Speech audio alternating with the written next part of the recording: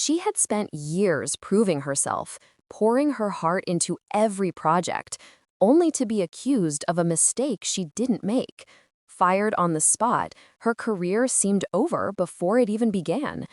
But the twist came when the client who demanded her reinstatement wasn't just anyone. He was the CEO's son, and the very person her life had intersected with in ways she never could have imagined. That single meeting would change everything. Hello, my friends. I am Olivia, and this is Olivia's Love Stories. I hope you enjoy this story. I always thought I knew how my life would unfold. Every morning, I slid into my neatly organized office, greeted my coworkers with a smile that masked the anxiety knotted in my chest, and dove into my work. At 28, I had a reputation for being meticulous, reliable, and, most importantly, untouchable when it came to mistakes. Or so I thought. My name is Emma Rivera, and for as long as I can remember, I've chased approval like it was oxygen. Growing up, I was the kid who stayed late helping a teacher grade papers, the one friends leaned on when things fell apart. I needed to be needed, and I needed to be seen as competent, flawless, perfect. But that perfection, as it turns out, can be a trap. It was a Thursday morning when the storm hit. I walked into the office, coffee in hand, feeling that familiar hum of productivity. My inbox was cluttered but manageable, my calendar tightly scheduled, but nothing could prepare me for the knock on my door that would change everything. Emma, HR wants to see you, now.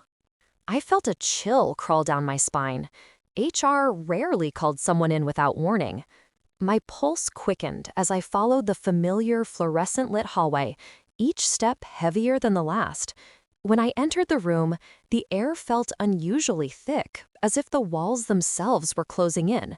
There he was, Mr. Carlton, the director, looking every bit the statue of authority with his hands clasped in front of him. "You're being let go," he said, his voice flat, clinical. "The client claims a serious error occurred on your project, and we have no choice but to terminate your employment immediately." My world tilted. My hands trembled, coffee spilling onto my shoes. I didn't make any mistakes," I stammered, but the words felt hollow in the stark, silent room. I wanted to shout, to scream, to throw papers at him, but I only managed a strangled whisper. "I swear." The door opened behind him, and my heart jumped. A man stepped in, tall, impeccably dressed, radiating an energy that made the room feel smaller somehow. He carried himself with a confidence I recognized immediately, though I couldn't place why. "I need to speak," he said calmly, but with an authority that made Mr. Carlton pause. My breath caught. Something about him was familiar, eerily so, and yet I had no memory of ever meeting him. Then, as he fixed his piercing gaze on me, he said words that froze me entirely. "You're not going anywhere. This mistake? It's not hers. I want her back on the project, now." And in that instant, everything I thought I knew about my career, about my life, about chance itself, was about to be rewritten.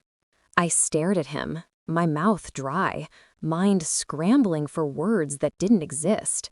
The room was silent, except for the faint hum of the air conditioning, like a spotlight on this impossible moment.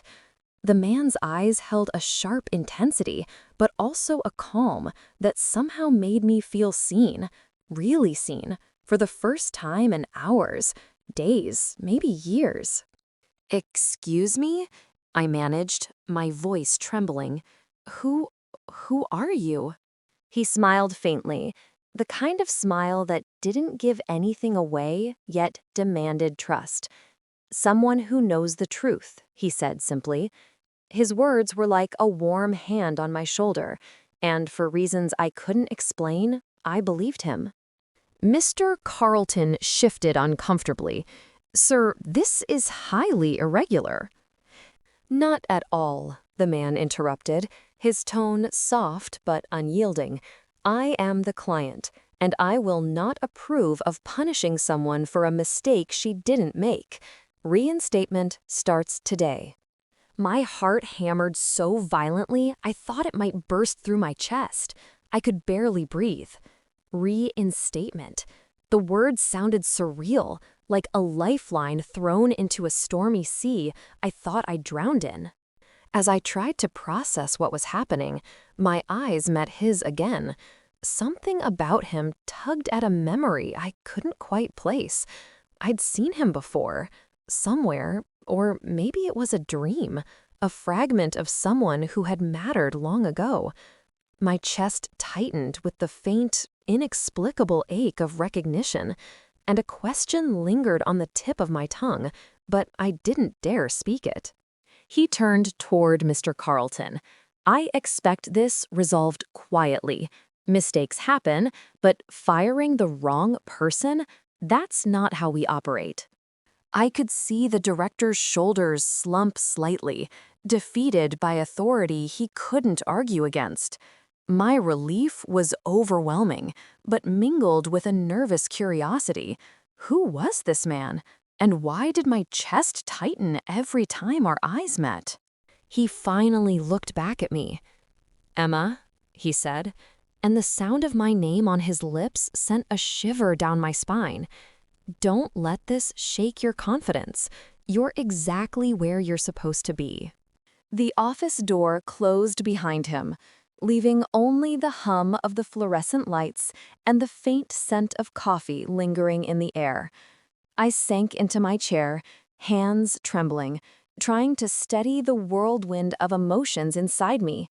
Relief, awe, confusion, and a spark of something deeper I couldn't name. I didn't even realize I'd been holding my breath until I exhaled shakily. I felt like I'd been thrust into a different life, one I hadn't earned, but somehow had been giving anyway. The questions tumbled through my mind. Why did he intervene? How did he know my work was flawless? And most importantly, why did my heart feel like it had skipped a beat when he spoke my name? For a brief moment, the office felt smaller, the walls closer, as if the universe itself had aligned in that room to remind me that life could still surprise me. And then it hit me. I knew who he was. Not just the client, no, much more than that. The realization hit like a lightning strike, leaving me frozen and utterly unprepared for what I was about to confront. Because the man who had just saved my career wasn't just any client. He was someone I never expected to see again. Someone from my past I thought I'd left behind. Someone whose presence in my life would unravel everything I thought I understood about my own story. My mind raced, struggling to piece together the impossible puzzle before me. The man in front of me, the client, the one who had just saved my career, wasn't just any client. He was Adrian Matthews, my first crush, my secret high school friend, the one I had sworn I would never forget. And yet, here he was, standing tall, confident, and impossibly calm, like time had carved him into someone I barely recognized. I wanted to speak, to blurt out the words that had been lodged in my chest for years. "Adrian, it's you." But my throat tightened, and only a whisper escaped. I can't believe it." He smiled faintly, that same half-smile I remembered from those long afternoons in the library, when we'd laughed over shared textbooks and silly little jokes that only we understood. "Believe it, Emma," he said softly. "You're not imagining this. I've been watching your work for a while now. You're extraordinary at what you do." I sank further into my chair, overwhelmed by a flood of emotions: shock, disbelief, nostalgia, and something else that left my stomach fluttering in ways I hadn't felt since high school. My hands shook as I gripped the edge of my desk, trying to anchor myself in reality. But how? Why are you... Here, you're the client? You run the whole division? Adrian's eyes softened, almost wistful. It's complicated. I've always had my own reasons for staying out of the spotlight, but when I saw what was happening with your project, I couldn't let it slide. Not with someone as talented and deserving as you. I wanted to cry. Relief and longing and the sting of old memories collided inside me, each feeling more intense than the last. I had spent years chasing approval, trying to prove my worth. And here was Adrian, someone I trusted once, someone who had known me intimately in ways no one else did, telling me that I was enough, that I had always been enough.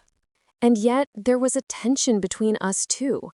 Unspoken words, unresolved feelings, and the ghost of a time when life had cruelly kept us apart.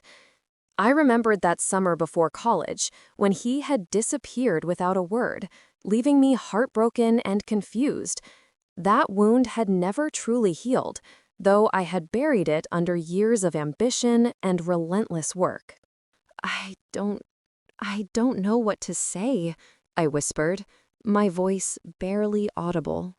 You don't have to say anything yet, he replied gently. Just let's focus on getting you back on your project. There's time to talk about the rest. But I couldn't. Time had already slipped through our fingers once before, and now, sitting across from him, I felt the old ache returning, the one that had made me vow never to be vulnerable again.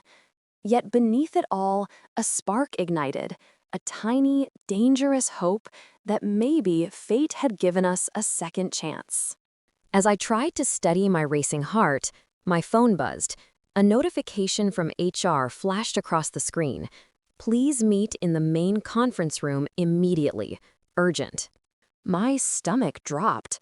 Something about the word urgent made my chest tighten, and I could feel Adrian glance at me with that same calm, knowing look. I wanted to reach for his hand, to ask him to stay, to promise me that whatever came next, we could face it together. But the room suddenly felt impossibly large and cold, and I knew that stepping into that conference room would change everything. Because whatever awaited me there wasn't just a meeting about reinstatement. It was a revelation that could either shatter this fragile, unexpected second chance or make it the most important moment of my life. I stepped into the conference room, my hands still trembling, my mind racing. The room smelled faintly of polished wood and coffee, the fluorescent lights harsh against my anxious eyes. And there he was again, Adrian, sitting across from the CEO himself. My chest tightened as I realized this wasn't just a formality. Something bigger was about to unfold. The CEO looked up, his expression unreadable, but the weight in the air was unmistakable.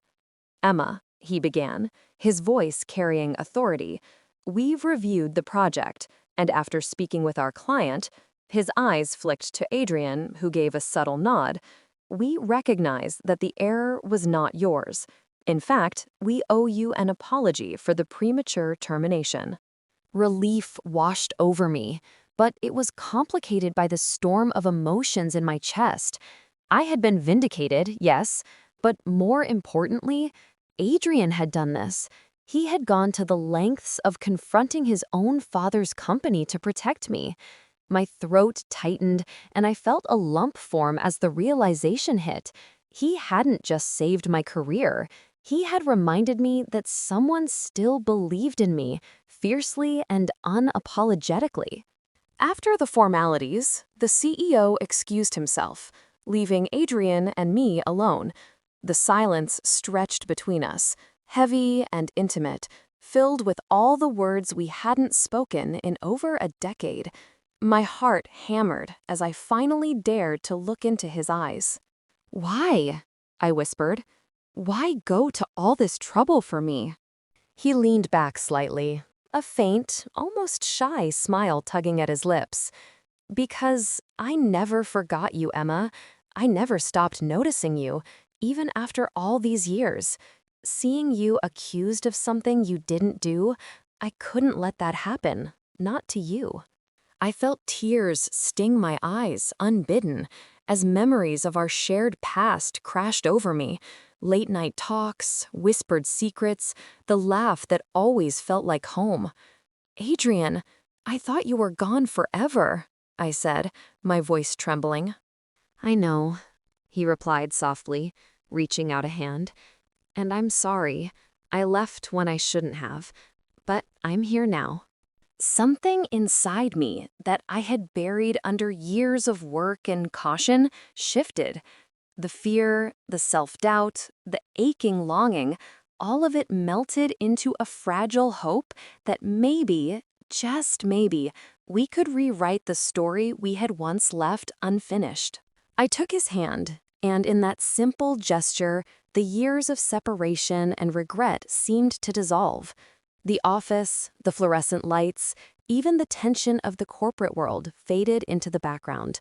All that mattered was this moment, the recognition that we had both survived life's twists, and somehow fate had brought us back to each other. You saved me, I said, barely a whisper. No, he said, squeezing my hand gently. We saved each other. And in that instant, I realized something profound. Life could be cruel, unfair, even heart-wrenching, but it also had a way of giving second chances, of weaving people back together when they were meant to be.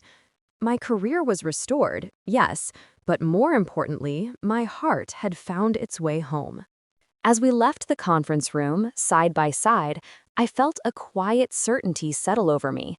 The mistake I didn't make had been the catalyst, but the true story was about connection, trust, and a love that had quietly endured, waiting for the right moment to return.